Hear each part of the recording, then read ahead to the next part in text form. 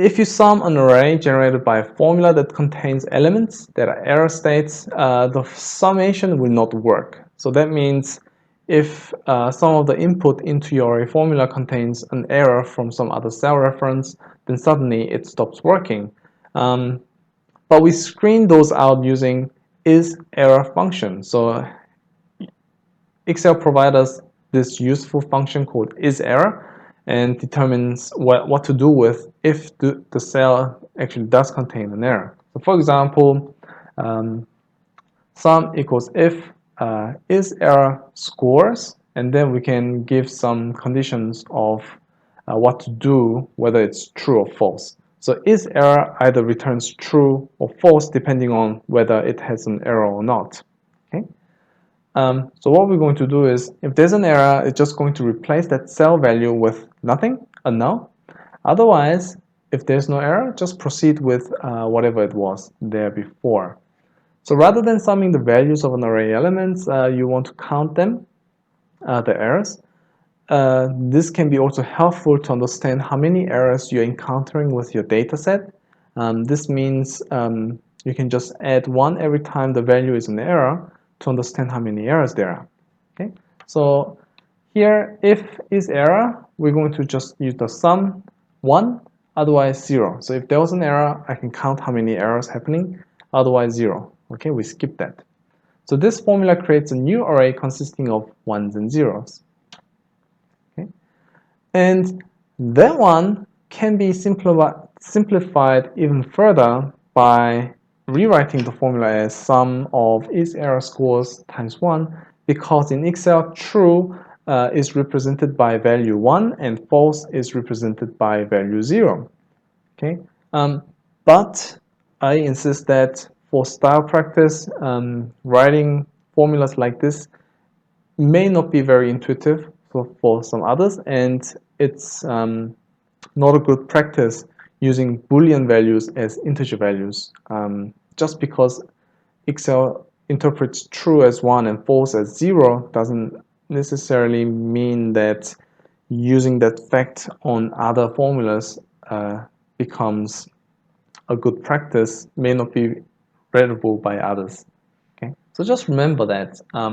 Only use it in obvious places. Otherwise, try avoid using true as 1 and false as 0. Okay.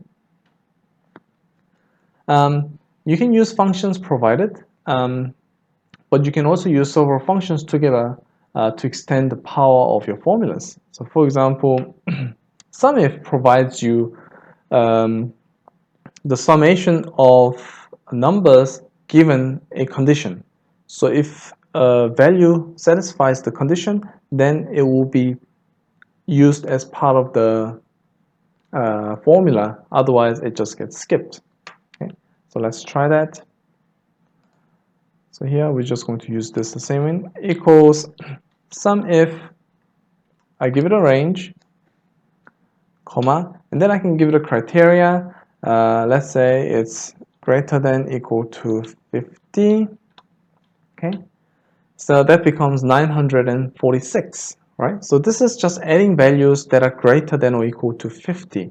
So if I just do equals sum up here of the same range, then it's actually 1143. So we can see the difference where it actually skipped some of the scores that were less than 50.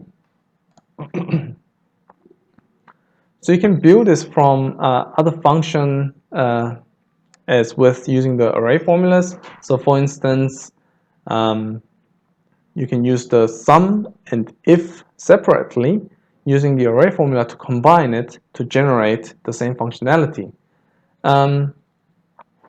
Why would you do this? Well, sometimes the functionality of the inbuilt function may not be sufficient, where using an array formula may be a good substitute to actually provide the functionality that you want.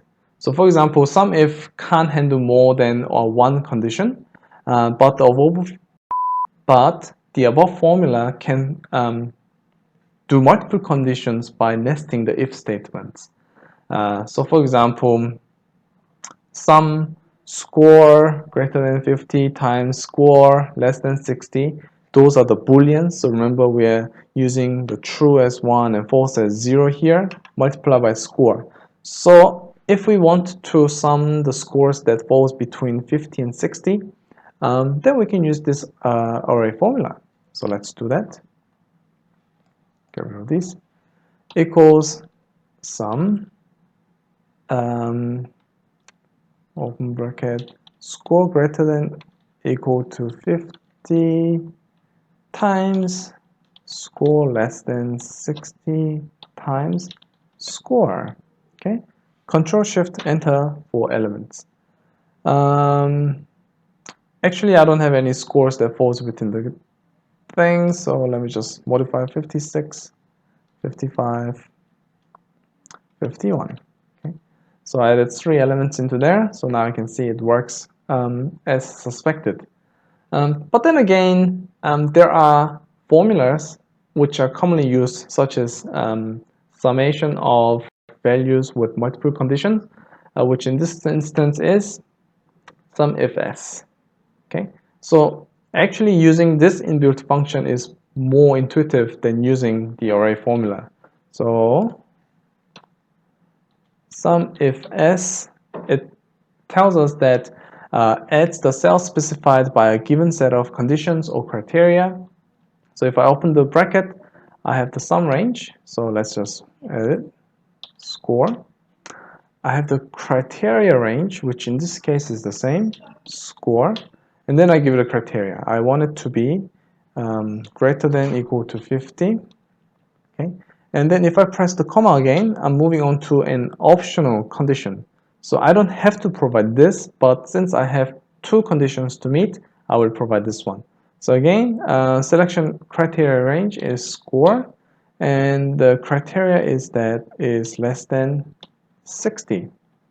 Okay, I don't have to do Control Shift Enter here because this is just a normal formula that's going to handle all the data for me. And here we see that we get exactly the same answer. So both of them, if you look at the formulas, because we are working with it, may probably make sense, especially something simple like this. But when it gets a little bit more complicated, maybe using an inbuilt function that was designed to carry out such tasks may be a better option than trying to create your own array formulas. But nevertheless, these options are open for you, and these are there are various ways of actually handling data analysis.